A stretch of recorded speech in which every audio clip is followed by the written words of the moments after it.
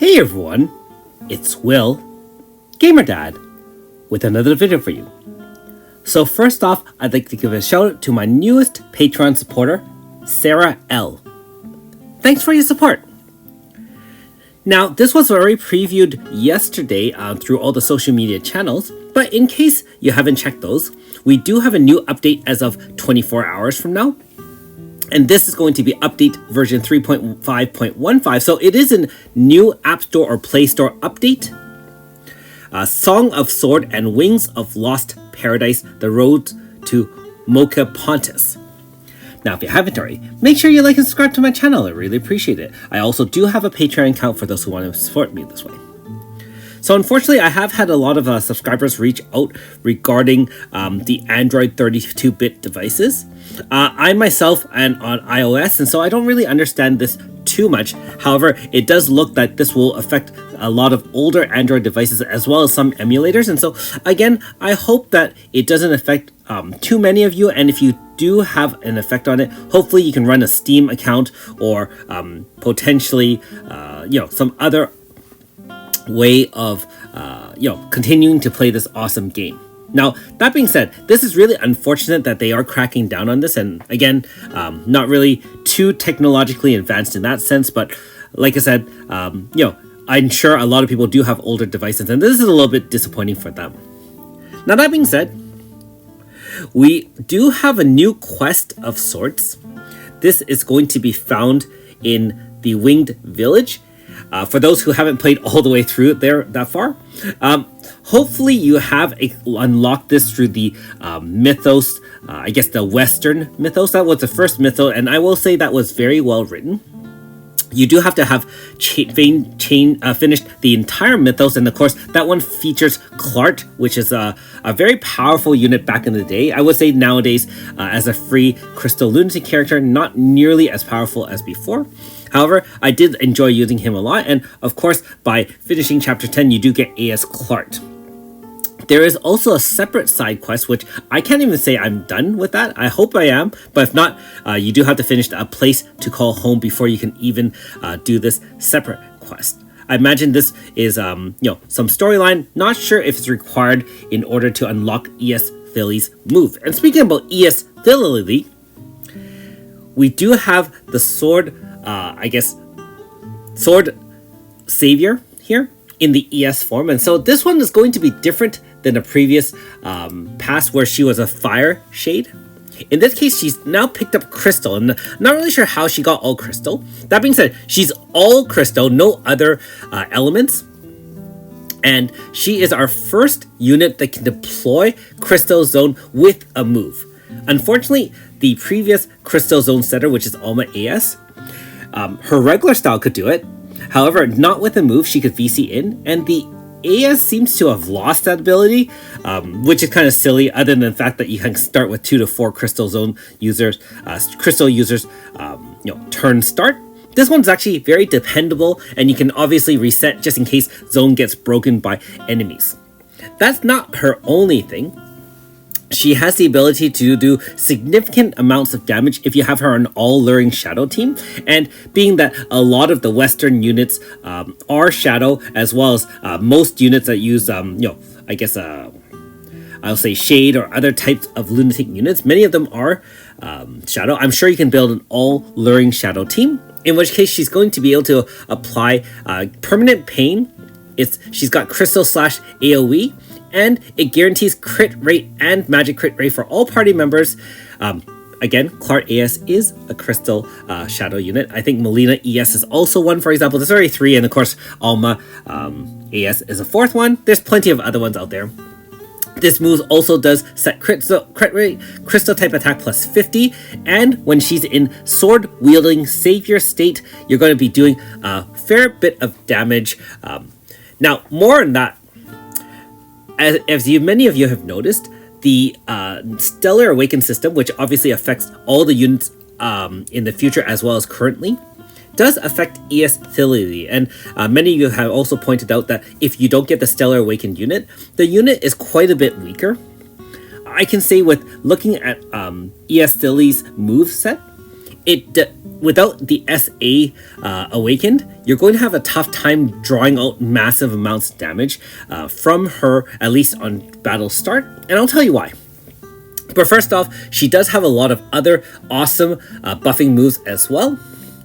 She's the first one, I believe, that can give power, instant speed to all party members plus 100, which obviously everyone can do. Not everyone, but she can give everyone mental focus and singular focus for one turn. So for magic users or magic teams, you know that giving mental focus increases their damage by a lot, since mental focus essentially increases damage based on MP.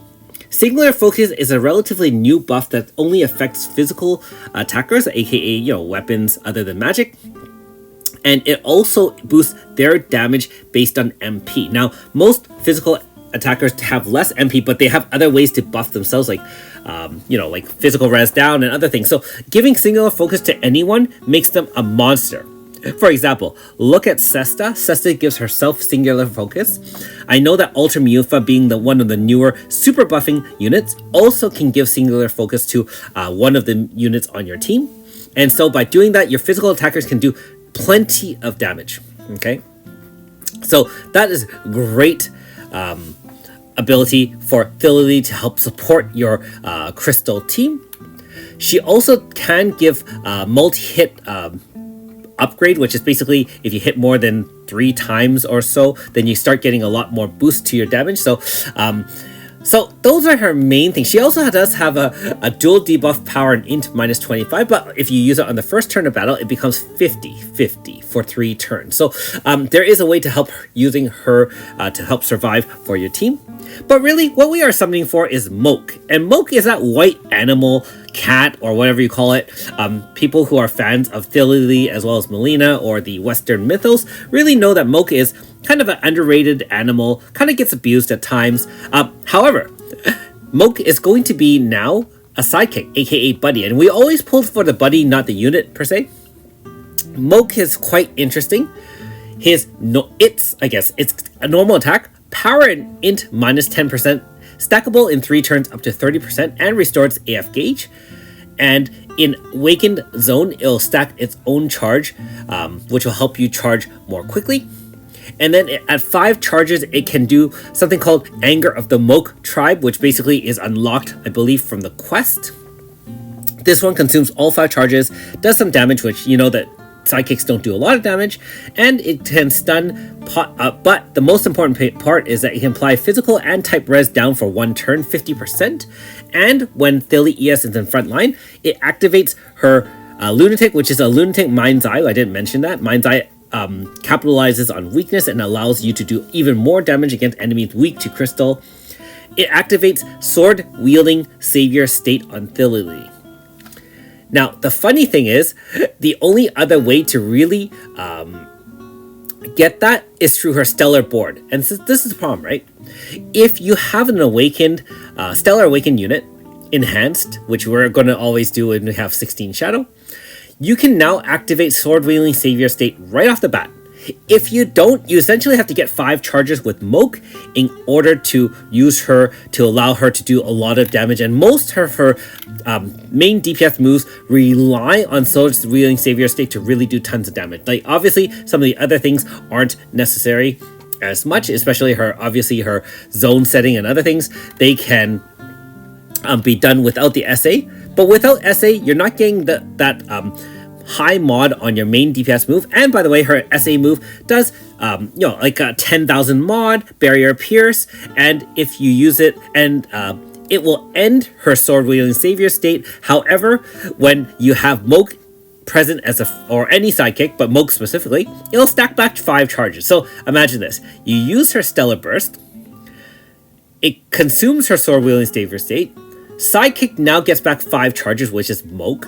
Then Moke will just activate its Anger of the Moke Tribe to give back Sword Wielding Savior State and rinse and repeat. So that's really the combination. You can also do that with other units like Kumos or other sidekicks that only need 5 charges to do moves. But obviously, Moke and Thillelille really play off each other. However, most of this is essentially, using the SA ability.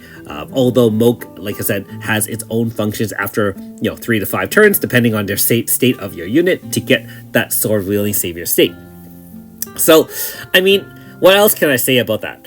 She also does have a separate Stellar Burst activation bonus when you activate Stellar Burst and the gauge was mostly Shadow, which remember that if you set up with an all Shadow team, that should be the case. You're going to add another 2 zones, another 2 turns to another zone. So, again, another unit where without the SA, you're going to have a hard time getting your full potential out of the unit right off the bat.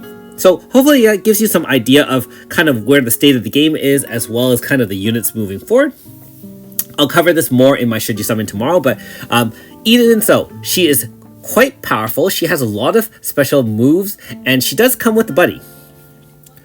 So, one thing that's really interesting is this is something I actually might try. Revival Duel with the Past. So this is not Astral Archive, which is, very pay to win, so to speak. This one is Battle Simulator, aka Boss Rush. And so I know the basic one's fairly easy and straightforward, and the extreme ones in years past, or at least the last year, has been challenging but not insane. And so if it's like that, I would imagine that it's going to be more enjoyable, and you do get some like chant scripts and other cool abilities and items. And so if it's not too crazy and it's more fun than anything else, I think I'll attempt this one. Because nowadays, I mean, at the end of the day, we're playing more for fun now. The chance of getting all the units in the game, at least for free-to-plays, are pretty much dead. So I'll play as much as I can and enjoy the game however I like. So, this is also quite interesting. You can buy a Guiding Light and Luring Shadow special set. So, if you pay for, a 2200 Chronostone pack, you get 10 of each Guiding Light or 10 of each Luring Shadow. I'll cover this more in your Should You Summon tomorrow as well, because after all, it is kind of a purchase thing, but I will say that it's interesting that it gives you a little bit of item bonus. Not sure how valuable it is with the Stellar Awaken system, so to speak. And I'll cover that more tomorrow. So there will be the pickup bonus as usual. There's going to be the free banner as well as the Faithful. We'll see if ES Steely is by herself 0.8 with no normal style, or if she's with others. And finally, there's a specialized Faithful Best of the Best Global 2023, a tier list of sorts. I'm sure that the devs have listened to multiple tier lists, or some of the videos like mine covering who to pick with your Star Dream, and you can see all of the famous units are there. In this case, I'm not sure if it's specifically Best of the Best or just the most recent units. I don't see ES Felmina here though, technically, so maybe it's a little bit of both. But if it was Best of the Best, I'm not sure I'd put Ultra Shannon as one of the top 10. That being said, all the other units here are quite powerful. Bear in mind, top 2, which is Oboro and Sirius, will not have their pickup bonus, and you only get 1 out of 3 gauges awakened if you get that through this banner. This one is also interesting. I'm not sure if this is a paid or a free banner. Now, if it's a paid banner, it's one thing. If it's a free banner, you do get some interesting possibilities. And I'm really looking at that Shade Force one. That one looks quite good right off the bat, especially if it is free. I mean, for players who are newer to the game and who have come from the collab, I would definitely say Shade would be priority. However, I'll cover that again in my Should You Summons tomorrow. Looks pretty good, honestly, all these banners.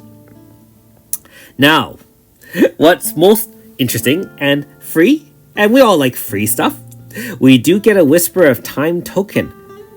This one is a very, very special one. So notice that it is not a single pull, everyone. It is similar to what Japan got, I believe, a little while ago to celebrate their anniversary.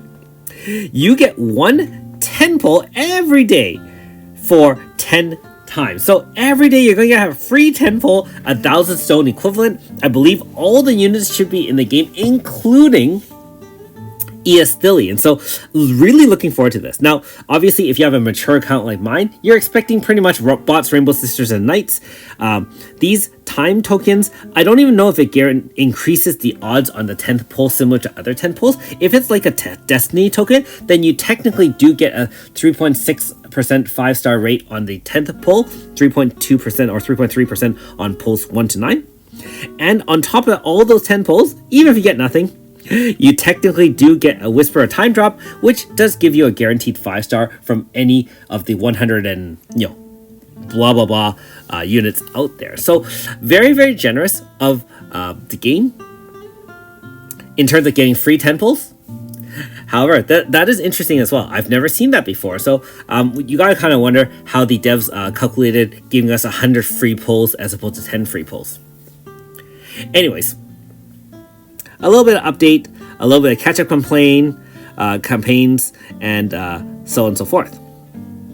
All right, so a lot to cover there. I think the most exciting thing for me is obviously the free 10 pulls, followed closely by the battle simulator, only because, like I said, I haven't really done any serious boss fight for a long time. And I'm looking forward to coming back to the enjoyable part as opposed to grinding out super high level top tier DPS to get challenge clear score, which I will say, I think that's great for people who like to kind of play a little different style than myself.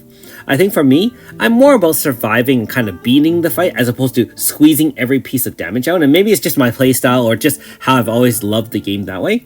The challenge clears for the points just don't speak to me, so to speak. So these boss rush should be fun. I do remember the very first time I played with Scott on the official global channel and kind of taught him, so to speak, how to play the game. That was really, really fun. And so anyways, let me know in the comments below what you're looking forward to, and more importantly, are you pulling for ES Thillelille?